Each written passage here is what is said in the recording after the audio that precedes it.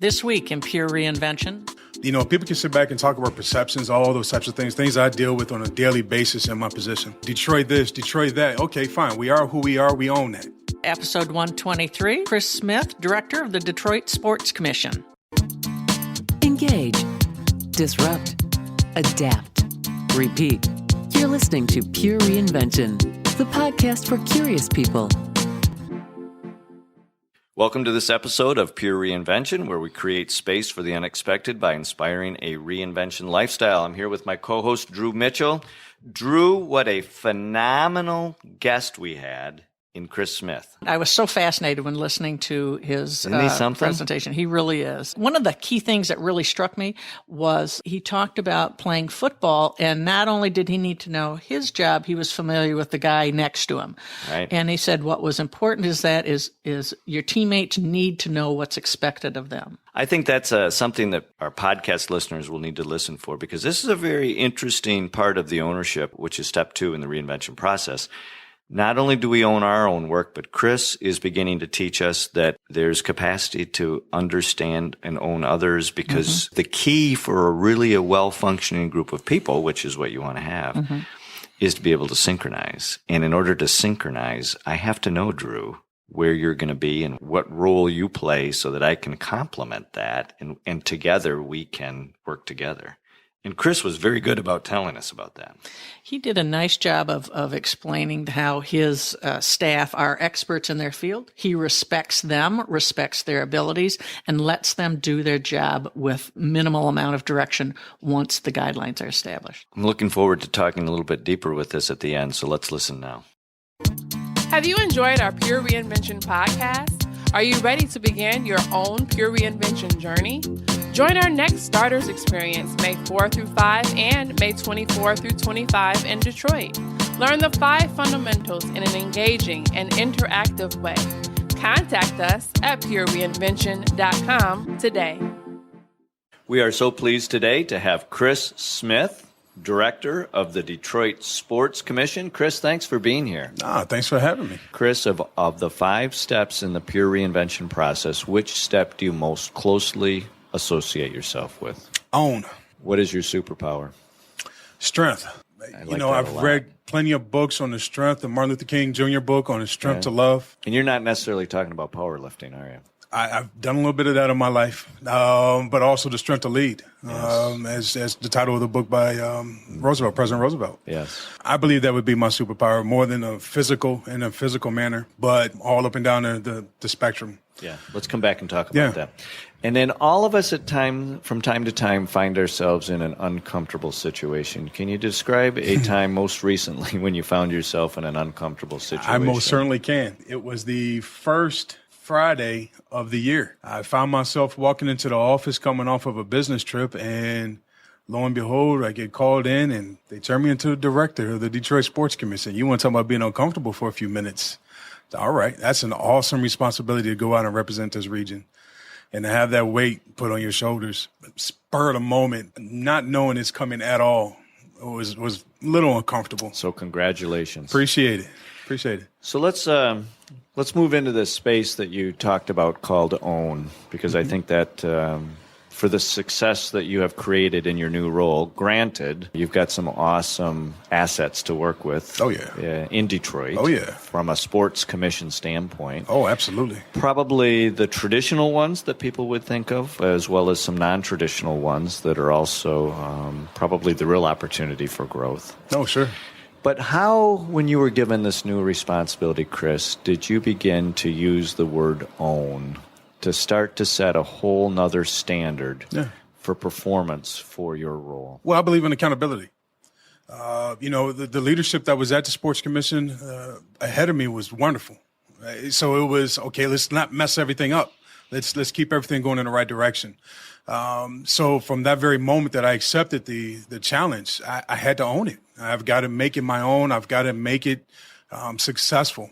We've had a nice streak here in the Detroit region for a number of years with athletic events that were booked directly through the Sports Commission. So to me, it was, okay, now I have this new challenge. Do I pawn it off on others on the team, or do I own it and work with everybody on the team, come up with a strategy, and push it forward. The good thing is that the team we'd already been working on a strategic plan. So to sit back then and own pieces of it that I was a part of writing and being a part of the plan and being a part of the planning really helped. And to be honest with you, I truly believe in accountability. Without accountability, quite honestly, what do you have to be successful? So it sounds like what you're describing is you were first in, that you were not going to ask anybody on your team to do something that you weren't going to do first. Oh, no, don't believe in that at all. I came up with some wonderful coaches in the athletic world. And quite honestly, that's what they taught us. I was a football player through college, and they taught us fundamental football, being accountable on the football field, being accountable not just for yourself, but for your teammate. You learn your role. You learn the role of the man next to you. We as a team cannot win unless you do your job. The guy next to you needs you to do your job in order to be successful himself. So I believe in accountability. So heavily. You had that as an example in a post-high school type of environment. Yes. But where organically has that come from in your own soul, in your own being, to have that ownership be so important to you for you to be able to carry that forward like that? Quite honestly, mine comes from my upbringing. Beyond just an athletic field, it comes from a desire to succeed. It comes from a desire to provide for others. It comes from the desire to be a part of a successful team. I thrive on that.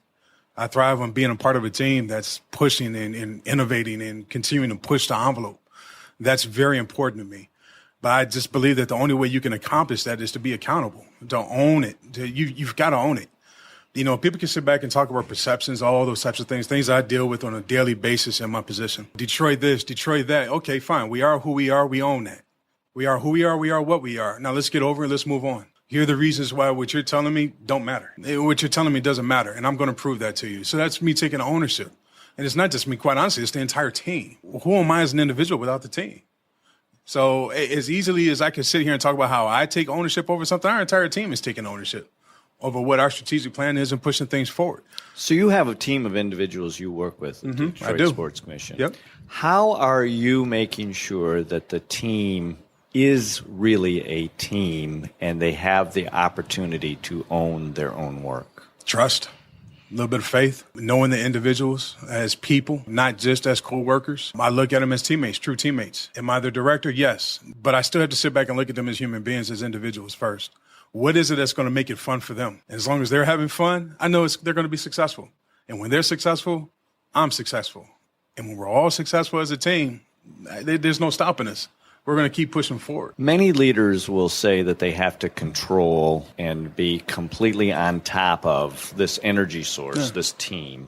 Yet what you're saying is you're willing to trust, to allow them to move into areas that you may not fully understand, but because you trust them, you are allowing them to find new successes or failure.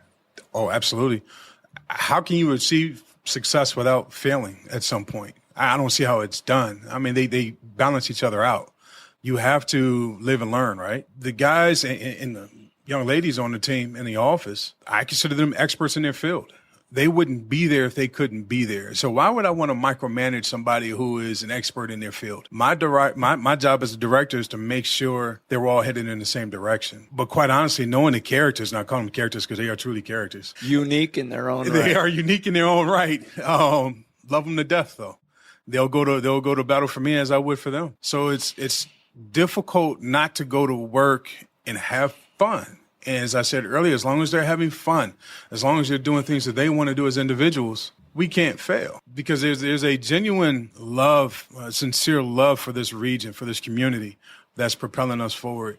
And all I have to do is help them harness that and help it be constructive. A lot of what you're talking about takes a lot of energy. Yeah. To maintain the pace or the altitude from which your performance and your accountability is asking you or telling you or making you go. How do you stay strong during this process of managing this group of high performers and achieving even greater success? Oh, that's a great question. Pacing. Time management, pacing, myself pacing the team. Time management of the team. Sitting back and keeping an eye on the prize, realizing what it is, what we have to achieve as a team. What are our goals as a team? What are our goals as individuals? Walking up and down the streets of Detroit, walking around Mount Clemens, walking around Dearborn Heights. I can go on and on with the communities within the 3 counties that we represent, Oakland, Wayne, and Macomb counties.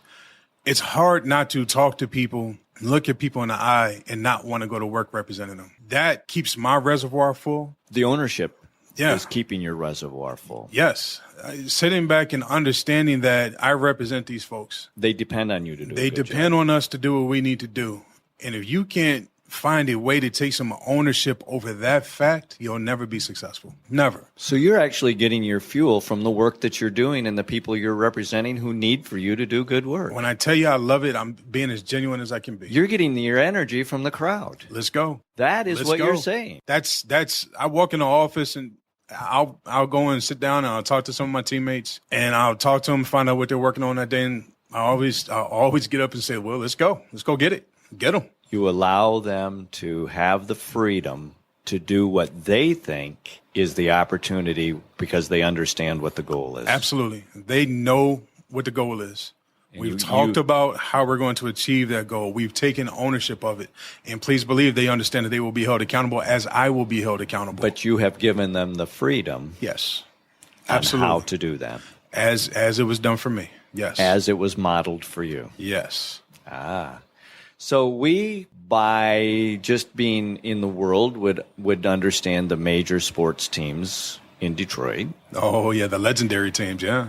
But I'm going to guess that there's a whole nother set of sports activities that are going on, a little less traditional, that are a part of your world as well. Yeah, how about this one? You remember Harry Potter? When that movie came out and the game that they played in there called Quidditch, you believe that there are Quidditch events that go around the country? 20-some-odd years later, here we are still talking about Quidditch, and it's real. There are teams within the state, lots of teams within the state, that are holding tournaments. That's important to us, and that's different. Now, you want to talk about different things, that's different. You also have the disc golf and the ultimate frisbee. These sports are really picking up speed.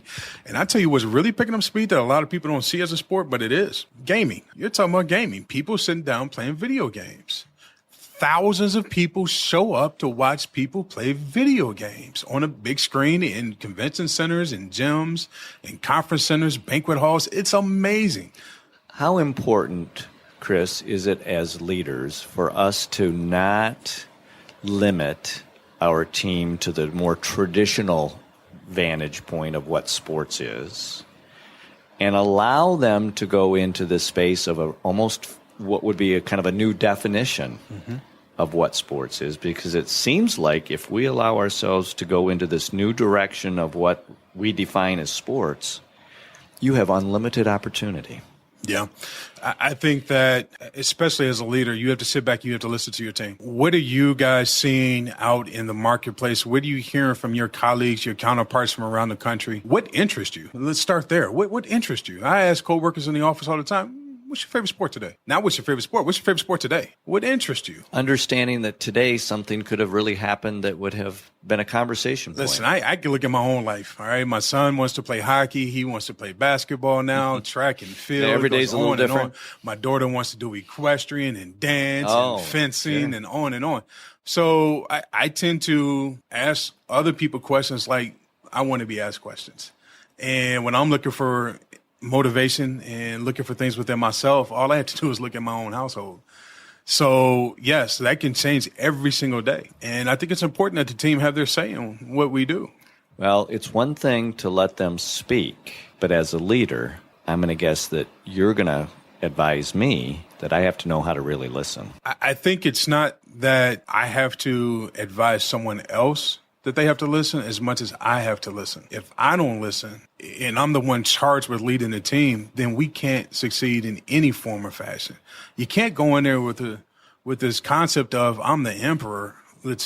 You're going to do what I tell you to do, and that's it. That's not going to work. At least in my experience in life, that has never worked. If you're not the one as the leader sitting back listening, you'll never be successful. Kris, if people want to know more about the Detroit Sports Commission, how do they find you? Oh, you can find us on the web. We're at www.detroitsports.org. Or you can give us a call I give you my phone number right here. I'm at 313-202-1975. That's my direct line at my desk. I'm more than willing to sit back and talk to somebody anytime. Kris, thank you. This has been phenomenal. Appreciate you. Thanks for having me.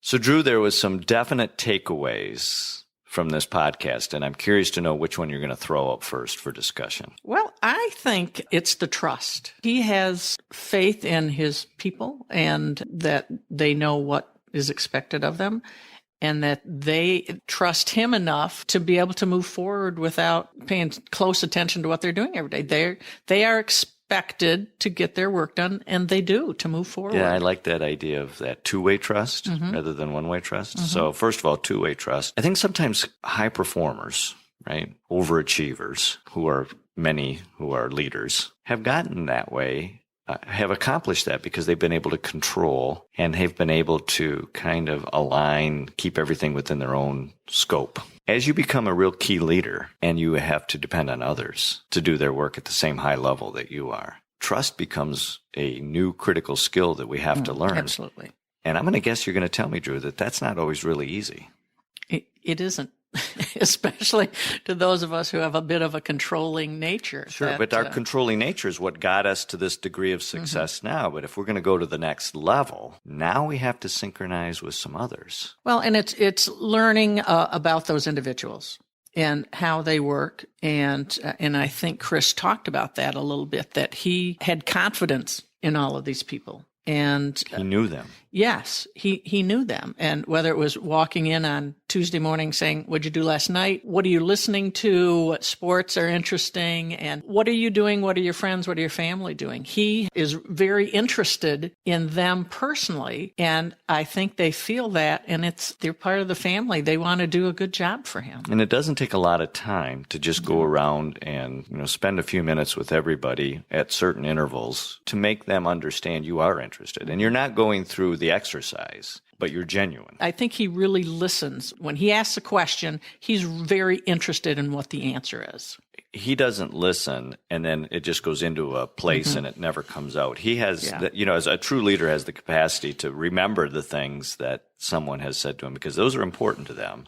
Correct. And at some point later, be able to ask a question which reflects that you have remembered something that they have told you, and that shows the degree of importance they have to you. So Kris, I think, gave us a dramatic lesson in the importance, if you're going to build that trust with your team and be able to synchronize with them, then you have to be curious about what they're doing. You have to listen to their answers, and you have to value what they're telling you and be able to then, at a later point, be able to ask questions about that thing so that they know that you've remembered that thing that you talked about, and that they see by not just you showing up, but by the behavior you show towards them, that you are interested in them. I agree completely. And he sounds like a very unique manager, that it isn't just a surface level inquiry, that he really knows the people he works with. Well, Drew will tell you from our podcast guests to who we select as co-hosts, including you, they're very special individuals. So we do screen pretty hard for who we bring in front of the Pure Reinvention crowd. But he has shown by example, and I think he's using some of his prior backgrounds in the sports world to recognize that every high-performing team must have everyone performing their role at a very high level. Not the same roles and not a controlling kind of thing. Yes, they have different roles, and there may be certain people who are more aware of what other roles are. But I think you go back to the very basics that we all can practice, by the way. We all have the ability to do these things.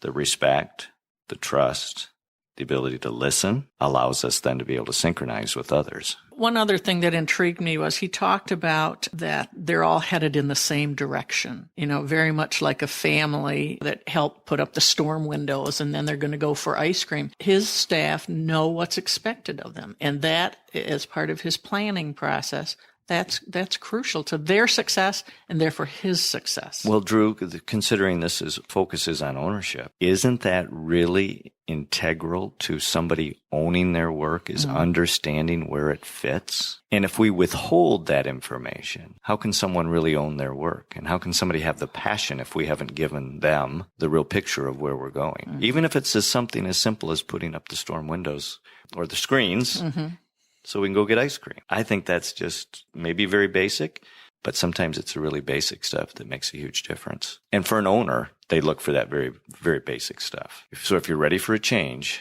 make it a change that lasts. Make it pure reinvention. Thanks for listening to this episode of Pure Reinvention. Keep the conversation going and get alerts when new podcasts are up by following us on Twitter @Pure Reinvention or sign up for our mailing list at purereinvention.com.